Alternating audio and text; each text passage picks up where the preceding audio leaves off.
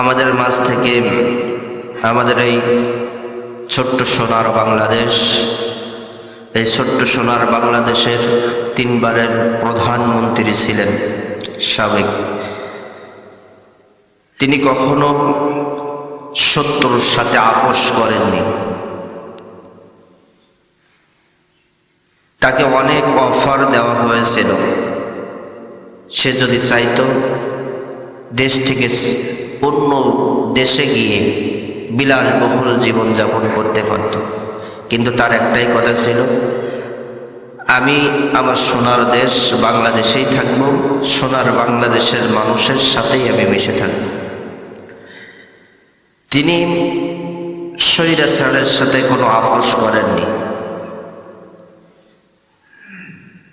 তার স্বামী হারিয়েছেন, একটা ছেলে, ছোট ছেলে, তাকেও হারিয়েছেন,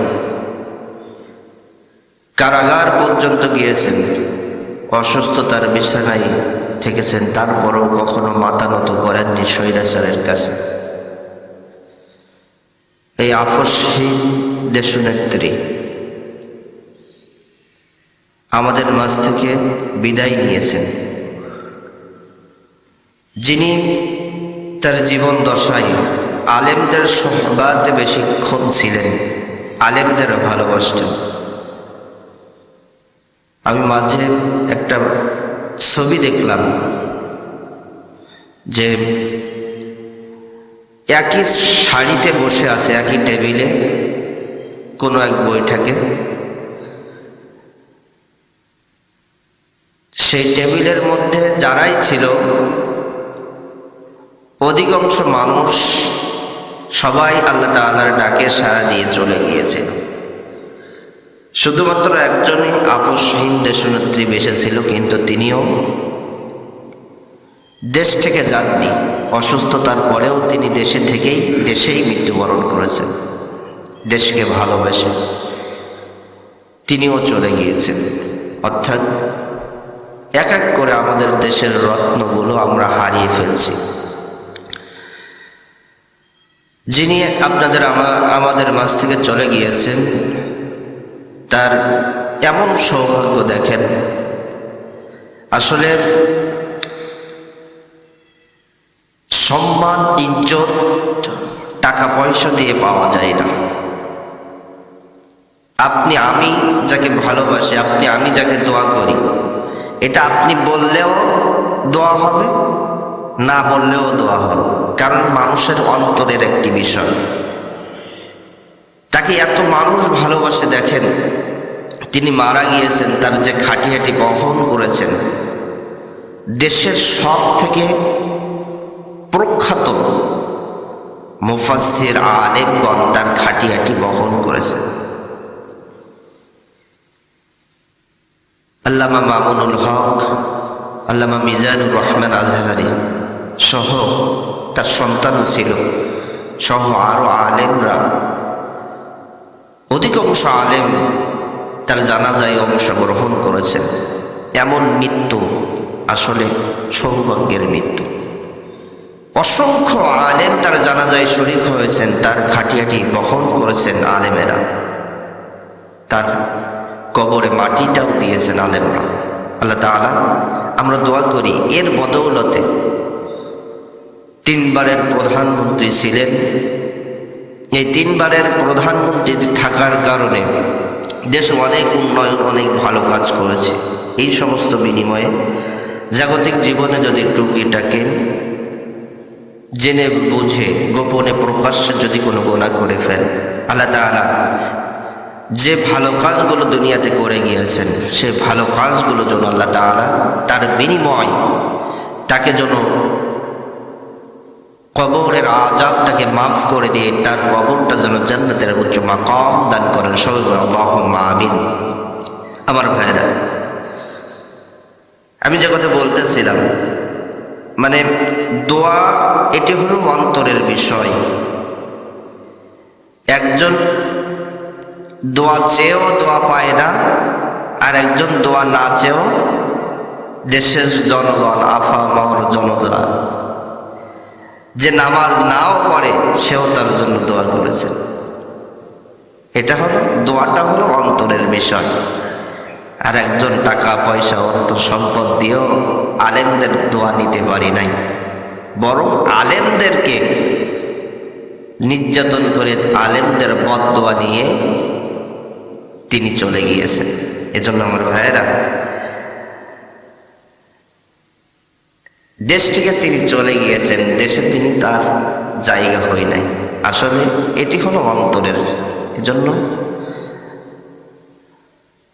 এই দোয়াটি মানুষের অন্তরের বিষয়। সবাই তার জন্য দোয়া করছে, আরেকজনের জন্য বদদোয়া করছে। দোয়া আরেকজনের জন্য বদদোয়া। এজন্য আমার ভাইরা, আমরাও এমন আমল করব, এমন কাজ করব, আমরাও মৃত্যু বরণ করার পর যেন আমাদের জন্য মানুষেরা দোয়া করে, বদদোয়া যেন না করে। এমন করতে পারবো না? আল্লাহ তাআলা যেন আমাদেরকেও সে আমল করার তৌফিক দান করে। সাহেব আল্লাহুম্মা আমিন। আমার ভাইয়েরা, আমি ভূমিকা আর কোনো কথা বলতে চাই না। আসেন আমরা আমাদের ধারাবাহিক আলোচনা সূরাতুন নাহল এর 90 নম্বর আয়াতে কারিমা থেকে আমরা কথা শুনছিলাম, আমি বলছিলাম, আপনারা শুনছিলেন। এর প্রেক্ষিতে আমরা কিছু কথা বলেছিলাম গত 2 জুম্মা ধরে। আজকেও তার ইদারে ওই কথাই আমরা কিছু কথা শুনবো ইনশাআল্লাহ।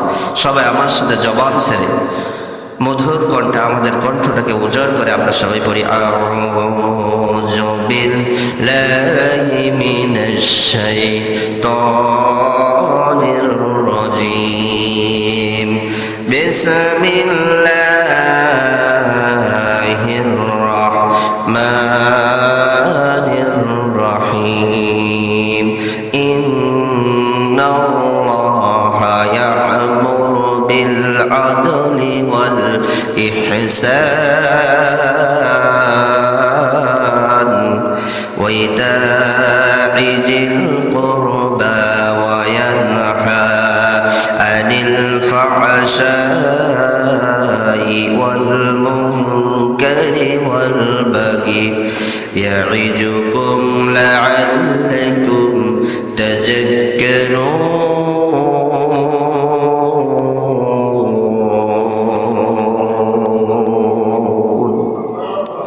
আল্লাহ তাআলা বললেন, ইন্না মানে নিশ্চয়, আল্লাহ মানে আল্লাহ, ইয়া'মুরু মানে ওয়াজ করলেন, আদেশ করলেন, বিল আদাল ইনসাফ হয়ে যাও, ন্যায় করণশীল হয়ে যাও, ওয়াল ইহসান সদাচরণশীল হয়ে যাও, ইহসান ওয়ালা হয়ে যাও, ভালো ব্যবহার করো মানুষের সাথে, ওয়া ইতা'i যিল কুরবা এবং নিকট আত্মীয় স্বজন, রক্তের সম্পর্ক, রক্তের মানুষদেরকে, রক্তের আত্মীয়দেরকে তাদের হক তুমি তাদেরকে বুঝিয়ে দাও। এই 3টা তোমরা আমল করো, এই 3টা কাজ তোমরা বেশি বেশি করো। আর তোমরা ওয়ায়ানহা, আর তোমরা 3টা কাজ থেকে বিরত থাকো। তোমরা 3টা কাজ কখনোই করবে না। 3টা কাজ নিষেধ করলাম আমি তোমাদেরকে। আনিল ফাহশা, অশ্লীলতা ছেড়ে দাও, ওয়াল মুনকার মন্দ কাজ ছেড়ে দাও, ওয়াল বাগি আর তোমরা সীমা লঙ্ঘন করো না, জুলুম করো না মানুষের উপর। এই 3টা কাজ তোমরা ছেড়ে দাও। 3টা কাজ তোমাদেরকে নিষেধ করলাম। আর প্রথম 3টা তোমাদেরকে ধরতে বললাম, প্রথম 3টা তোমাদেরকে করতে বললাম। এই 3টা কাজ তোমরা যদি করতে পারো, আর 3টা কাজ যদি তোমরা ছাড়তে পারো, তাহলে আমি আল্লাহ তোমাদেরকে ইয়া'ইজুকুম লা'আল্লাকুম তাযাক্কারুন,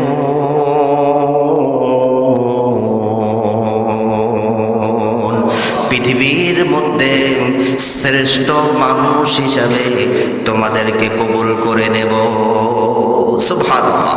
আমার ভাইরা, তাহলে আল্লাহ তাআলা 3টা ধরতে বললেন আর 3টা ছাড়তে বললেন। আমার ভাইরা, 3টা যদি আমরা ধরতে পারি আর 3টা যদি আমরা ছাড়তে পারি, আমার ভাইরা 3টা কাজ থেকে যদি আমরা বিরত থাকতে পারি আর 3টা কাজ যদি আমরা করতে পারি, তাহলে আপনাকে আমাকে ভালোবেসে জান্নাতের নাজ নিয়ামত যিনি দান করবেন, বলার আওয়াজটা বড় করে বলেন তো তিনি কে?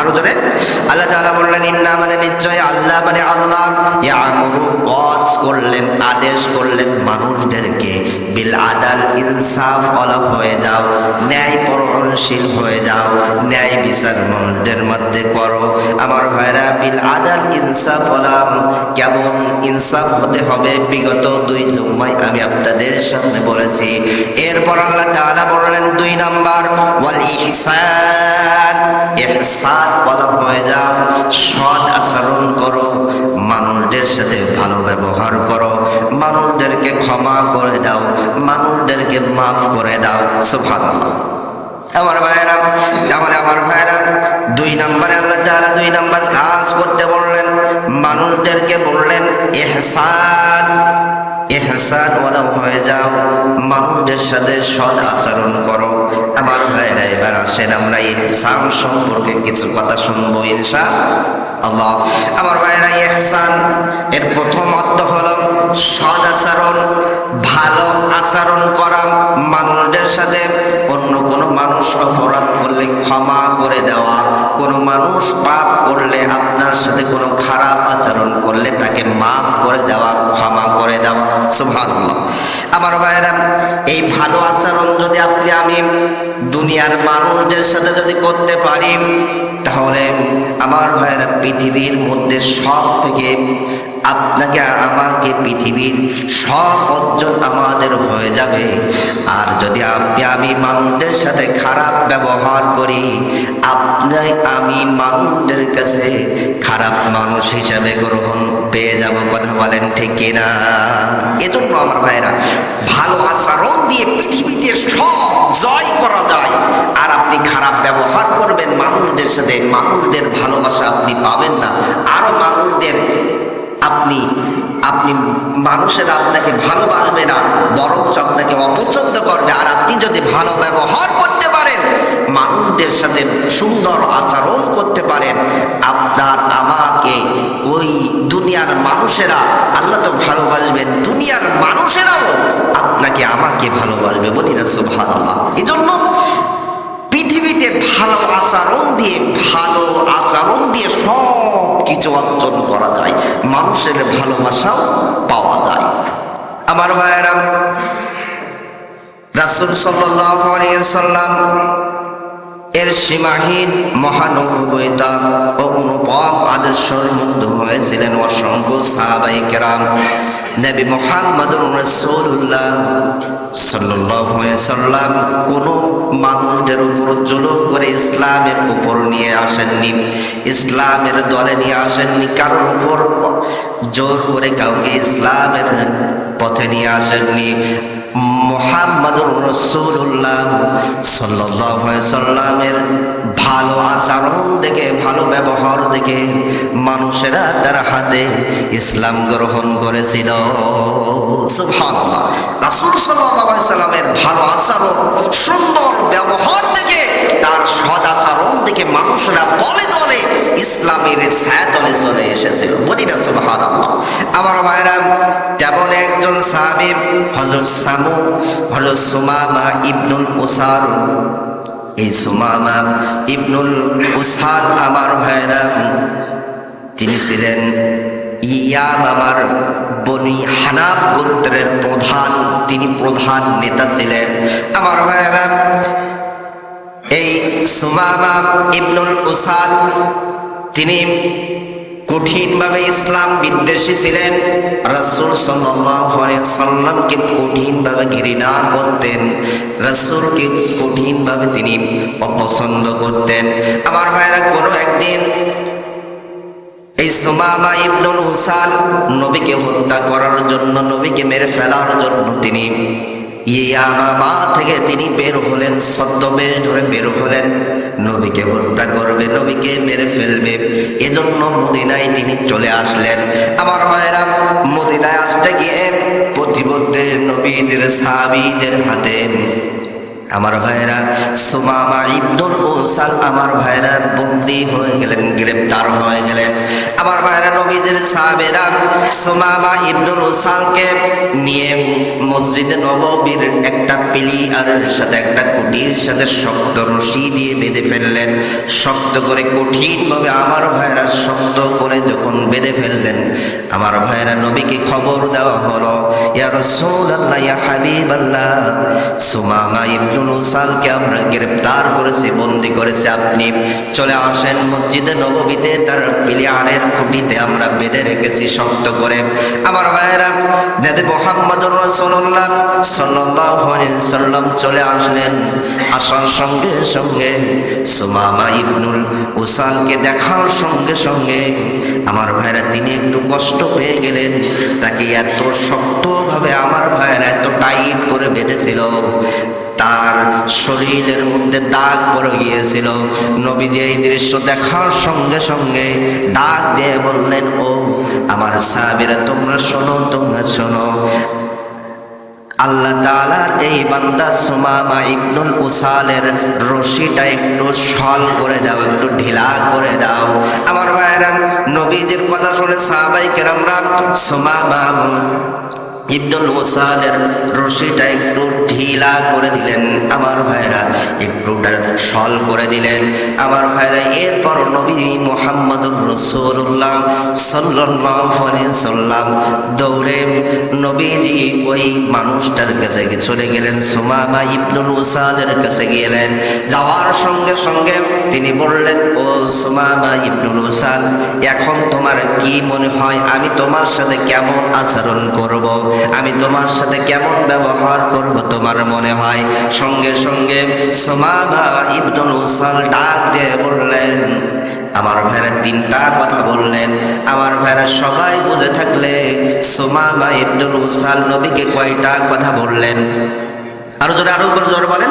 তিনটা কথা বললেন। এক নাম্বার, হে মুহাম্মদ, আপনি যদি আমাকে হত্যা করেন, আপনি যদি আমাকে মেরে ফেলেন, তাহলে একজন হত্যাকারীকে আপনি মেরে ফেলবেন, এতে আপনার কোনো পাপ হবে না, আপনার কোনো গুনাহ হবে না। দ্বিতীয় নম্বরে বললেন, আর যদি আপনি আমাকে দয়া করে অনুগ্রহ করে আপনি যদি আমাকে মুক্তি দিয়ে দেন, তাহলে সব থেকে বেশি আমি কৃতজ্ঞতা আপনার প্রকাশ করব।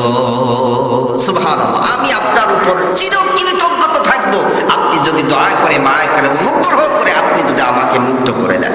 আমার ভাইরা এরপর বললেন তিন নাম্বার, ও মুহাম্মদ, আর যদি তিন নাম্বার তুমি যদি আমার কাছ থেকে টাকা চাও, অর্থ চাও, সোনা দানা গয়না গাটি যা চাইবে তাই দেব, এর বিনিময়ে যদি তুমি আমাকে মুক্ত করতে চাও তাহলে বলো কত টাকা নিবে, কত সম্পদ দিবে, তাই আমি দিয়ে দেব। কারণ আমার ভাইরা এই সুমামা ইবনুল উসাল ছিলেন ইয়ামামার বনি হানাফ গোত্রের প্রধান, তিনি প্রধান নেতা ছিলেন। তিনি হলো গম ব্যবসা করতেন। কিসের ব্যবসা? আরো জোরে বলেন। তার গমের আড়ত ছিল, তার ওই গম থেকে ইয়ামামা থেকে মক্কা এবং মদিনার মধ্যে তিনি গম হলো সাপ্লাই করতেন। বলি না সুবহানাল্লাহ। আমার ভাইরা এই সুমামা ইবনুল উসাল তিন নাম্বার বললেন, মুহাম্মদ, তুমি যদি আমাকে ছেড়ে দাও, তাহলে তুমি যদি আমার কাছে অর্থ চাও, টাকা চাও, সোনা দানা যা চাইবে তাই দেব। আমার ভাইরা কথা শোনার সঙ্গে সঙ্গে মুহাম্মদুর রাসূলুল্লাহ সাল্লাল্লাহু আলাইহি সাল্লাম কোনো কথা বললেন না, ওখান থেকে উঠে তিনি চলে গেলেন। আমার ভাইরা সাহাবায়ে কেরামদেরকে ডাক দিয়ে বললেন, ও আমার সাহাবীরা, আমার আল্লাহ তাআলার এই বান্দার সুমামা ইবনুল উসালের কোনো যদি আঘাত করা না হয়, কোনো শাস্তি যদি দেওয়া না হয়, তাকে যেন ভালোভাবে আপ্যায়ন করা হয়, ভালো ভালো খেতে দেওয়া হয়, সুন্দর সুন্দর খাদ্য যেন তার দেওয়া হয়। আমার ভাইরা হাদিসের মধ্যে পাওয়া যায় নবীজির একটা উটনি ছিল, উট ছিল, সেই উটের দুধ দহন করে নবীজি নিজের হাতে এই সুমামা ইবনুল উসালকে এনে খাওয়াতে। সুবহানাল্লাহ। তিনি তাকে মারতে আসলেন, হত্যা করতে আসলেন নবীকে, আর তিনি তার উটের দুধ দহন করে তাকে পান করাচ্ছেন। কি নবী আপনারা আছেন? সুবহানাল্লাহ বলেন। আমার ভাইয়েরা দ্বিতীয় দিন, একটা দিন কেটে গেল, দ্বিতীয় দিন আবার নবী মুহাম্মদুর রাসূলুল্লাহ সাল্লাল্লাহু আলাইহি ওয়াসাল্লাম সুমামা ইবনুল উসালের কাছে চলে আসলেন। আসার সঙ্গে সঙ্গে বললেন, ও সুমামা ইবনুল উসাল, বলো বলো বলো বলো, আজকে তোমার কি মনে হয় আমি তোমার সাথে কেমন আচরণ করব, কেমন ব্যবহার করব?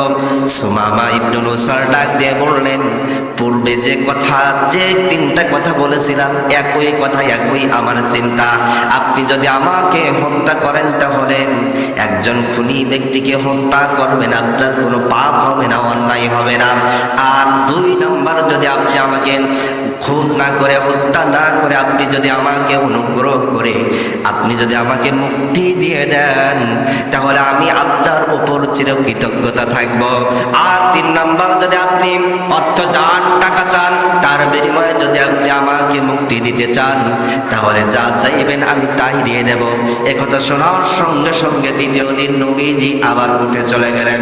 সাহাবায়ে কেরামদেরকে বললেন, ও আমার সাহাবীরা, সুমামা ইবনুল উসালকে ভালো ভালো খেতে দাও।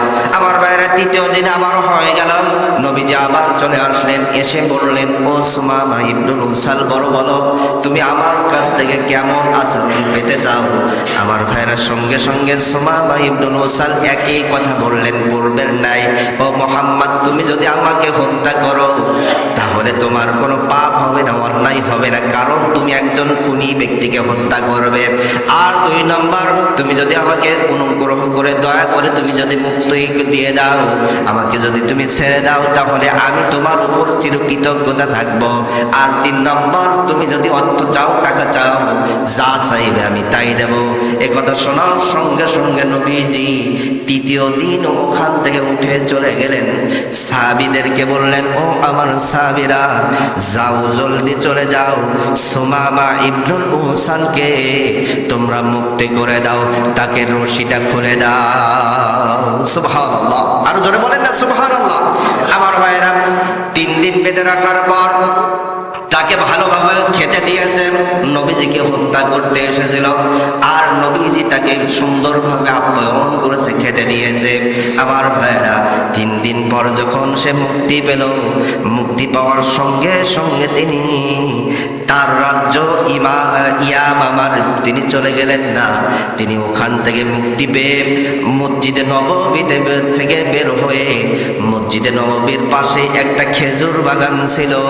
ওই খেজুর বাগানের পাশে একটা ছোট্ট একটা পুকুর ছিল, ওই পুকুরে চলে গেলেন। পুকুরে যাওয়ার সঙ্গে সঙ্গে তিনি সুন্দরভাবে গোসল করলেন। গোসল করার সঙ্গে সঙ্গে আমার ভাইয়েরা, মসজিদে নববীর সামনে এসে মুহাম্মদুর রাসূলুল্লাহ সাল্লাল্লাহু আলাইহি ওয়াসাল্লামের সামনে দাঁড়িয়ে পড়তে শুরু করলেন, লা ইলাহা ইল্লাল্লাহু মুহাম্মাদুর রাসূলুল্লাহ সাল্লাল্লাহু আলাইহি ওয়াসাল্লাম। আমার ভাইয়েরা, সুমামা ইবনুল উসাল যখন ইসলাম গ্রহণ করলেন, তখনও তিনি 3টা কথা বললেন। কয়টা? আরো জোরে বলেন। 3টা কথা বললেন। ইয়া রাসূলুল্লাহ, ইয়া হাবিবাল্লাহ, আল্লাহর কসম করে বলি, আল্লাহর কসম করে বলি, এই পৃথিবীর মধ্যে যত মানুষ রয়েছে, সব থেকে নিকৃষ্ট মানুষ, অপছন্দনীয় মানুষ আমার কাছে আপনি ছিলেন। কিন্তু আমি এই মুহূর্তে ইসলাম গ্রহণ করার পর পৃথিবীর মধ্যে সব থেকে ভালোবাসার মানুষ, সব থেকে উত্তম মানুষ এখন আপনি হয়ে গিয়েছেন। সুবহানাল্লাহ। ইয়া রাসূলুল্লাহ, ইয়া হাবিবাল্লাহ, আল্লাহর কসম করে বলি, আল্লাহর কসম করে বলি, পৃথিবীর মধ্যে যত ধর্মগ্রন্থ রয়েছে, সব থেকে আমি অপছন্দ করতাম, আমি পছন্দ করতাম না ইসলাম ধর্মটাকে। কিন্তু এই মুহূর্তে আমি যখন ইসলাম ধর্ম গ্রহণ করলাম, আমি আর কাছে এই পৃথিবীর মধ্যে সব থেকে উত্তম ধর্ম হলো, সব থেকে ভালোবাসার ধর্ম হলো ইসলাম ধর্ম। সুবহানাল্লাহ। ইয়া রাসূলুল্লাহ, ইয়া হাবিবাল্লাহ, আল্লাহর কসম করে বলি, আল্লাহর কসম করে বলি, এই পৃথিবীর মধ্যে যত শহর রয়েছে তার মধ্যে একটা শহর হলো মদিনা শহর। এই মদিনা শহরে আপনি বসবাস করার কারণে আমার কাছে সব থেকে এই মদিনা শহরটা ঘৃণার শহর ছিল। কিন্তু আপনি যখন আপনার হাতে যখনই আমি ইসলাম ধর্ম গ্রহণ করেছি, আপনার কাছে সোহবাতে 3 দিন থাকার পর আপনার কাছে ভালো ভালো আচরণ আমি যখন পেয়েছি, ভালো আচরণ পাওয়ার কারণে ইয়া রাসূলুল্লাহ ইয়া হাবিবাল্লাহ, আমি সুমামা ইবনুল উসাল ঘোষণা দিয়ে দিলাম, এই যত শহর রয়েছে পৃথিবীর মধ্যে সব থেকে উত্তম শহর, সব থেকে পছন্দের শহর হলো মদিনা শহর আমার কাছে। সুবহানাল্লাহ। আমার ভাইরা, একটাই কথা, আমার একটাই আলোচনা, ওই যে ইহসান ওয়ালাম, সৎ আচরণ, ভালো আচরণ করার কারণে সুমামা ইবনুল উসাল রাদিয়াল্লাহু আনহু নবীজির হাতে হাত দিয়ে কালিমা পড়েছিলেন। সুবহানাল্লাহ। একটাই কারণ, সুন্দর ব্যবহার, ভালো আচরণ। এই ভালো আচরণ যদি আপনি করেন, পৃথিবীর সব কিছুই আপনি জয় করতে পারবেন। আর যদি পৃথিবীতে আপনি যদি খারাপ আচরণ করেন, মানুষের সাথে কোনো কিছুই আপনি জয় করতে পারবেন না, মানুষের মন আপনি পাবেন না। এজন্য আমার ভাইয়েরা, ওই যে একটু আগে আমি বলেছিলাম আলোচনার প্রথমেই, যে একজন নেত্রী দেশের মানুষের বদদোয়া নিয়ে দেশ থেকে পালিয়েছে, আর একজন নেত্রী দেশের আপামর জনতার ভালোবাসা নিয়ে, দোয়া নিয়ে এই দুনিয়া ত্যাগ করে তিনি কবরের জগতে পাড়ি দিয়েছে। এটাই হলো পার্থক্য, ভালো মানুষ আর খারাপ মানুষের ব্যবধান। আপনি ভালো আচরণ করবেন, আপনি মানুষের কাছে মরণের পরেও অমর থাকবেন, ভালোবাসার পাত্র থাকবেন, অন্তর থেকে মানুষের আপনার জন্য দোয়া করবে। খারাপ আচরণ করবেন, মানুষের উপর জুলুম নির্যাতন করবেন, আপনি যত টাকা দেন মানুষের কাছ থেকে দোয়া পাবেন না, বরং অন্তর থেকে বদদোয়াটাই পাবেন। কথা বলেন আমার ভাইয়েরা। যে কথা বলতেছিলাম, এই সুমামা ইবনুল উসাল তিনি ছিলেন ইয়ামামার একজন গম ব্যবসায়ী, বিশিষ্ট গম ব্যবসায়ী। তার কাছ থেকে তার অনুমতি ব্যতীত ইয়ামামা থেকে একটা গমের দানাও মক্কার শহরে পৌঁছাতো না। আমার ভাইরা, নবীজির হাতে যখনই কালিমা পড়লেন, পড়ার সঙ্গে সঙ্গে তিনি ঘোষণা দিলেন, ইয়া রাসূলুল্লাহ ইয়া হাবিবাল্লাহ, আল্লাহর কসম করে বলি, আপনার অনুমতি ব্যতীত আগামীকাল থেকে, এখন থেকে, এই মুহূর্তে থেকে ইয়ামামা থেকে একটা গমের দানা মক্কায় পৌঁছাবে না। সুবহানাল্লাহ। কারণ মক্কার মানুষেরা আপনার উপর নির্যাতন করে, মক্কার মানুষেরা আপনাকে তাড়িয়ে দিয়েছে মক্কা থেকে। আমি ওই মক্কার মানুষদের জন্য, মক্কার কাফেরদের জন্য একটা দানা, গমের দানাও আমি পৌঁছাতে দেব না। বলি না সুবহানাল্লাহ। কি পাওয়ারফুল মানুষ, নেতা তিনি ছিলেন। আমার ভাইরা, এভাবে কয়েকটা দিন কেটে গেল, কয়েকটা মাস কেটে গেল, মক্কার মধ্যে দুর্ভিক্ষ শুরু হয়ে গেল। মানুষেরা অনাহারের কারণে আমার ভাইরা মারা যেতে লাগলো।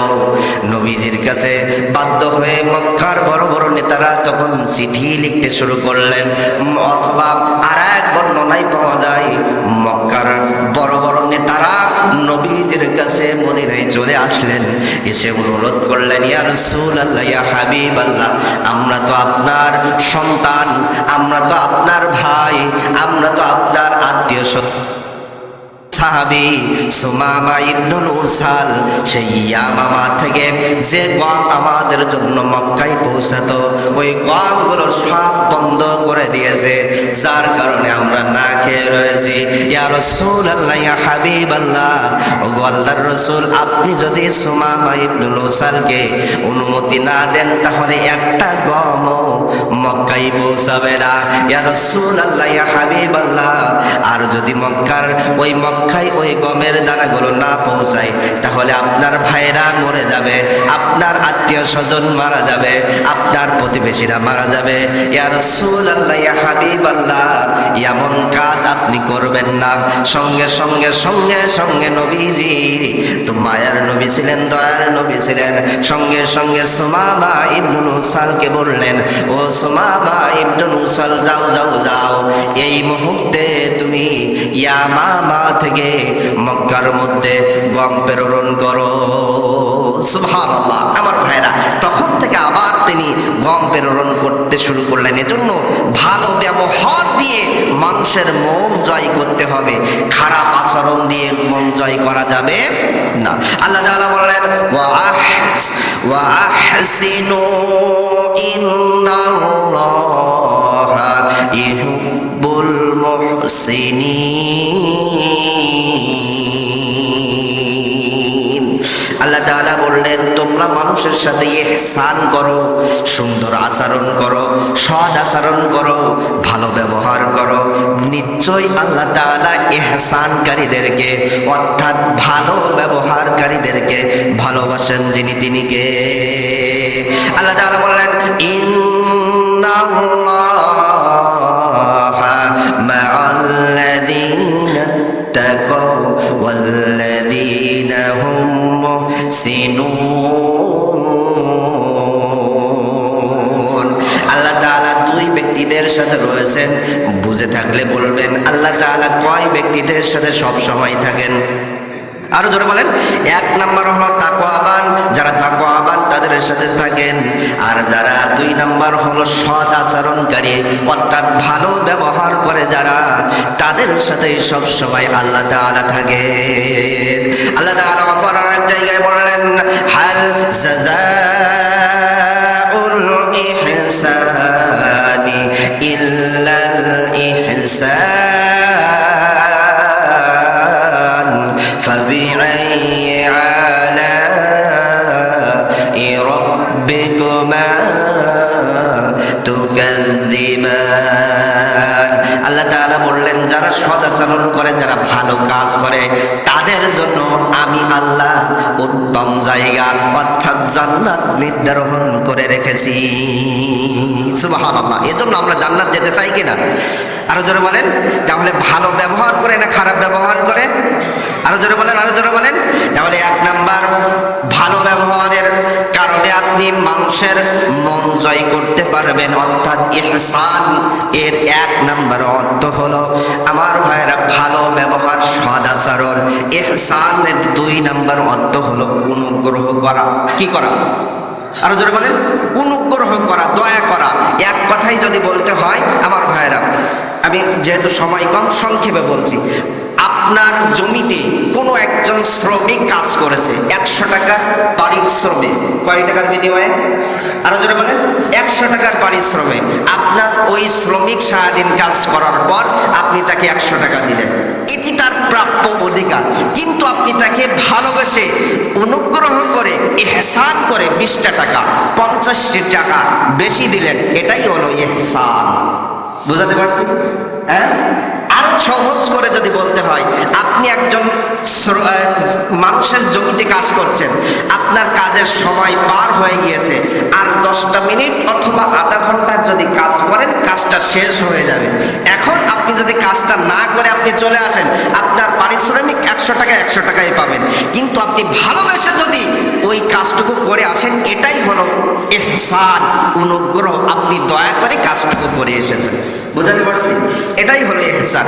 আরো একটু সহজ করে বলি, আপনি চাকরি করেন কোনো জায়গায়, ঢাকা, খুলনা, রাজশাহী, ছুটিতে বাড়ি আসলেন, আসার সময় আপনার মা অথবা বাবা বলল, বাবা আমার জন্য অমুক জিনিস নিয়ে আসো, একটা শাড়ি নিয়ে এসো অথবা একটা লুঙ্গি নিয়ে এসো। আমার ভাইয়েরা, যখনই আপনি বাড়িতে আসলেন, আসার পর আপনি, আপনার মা চেয়েছিল একটা শাড়ি নিয়ে আসলেন, এটা হলো আপনার হক।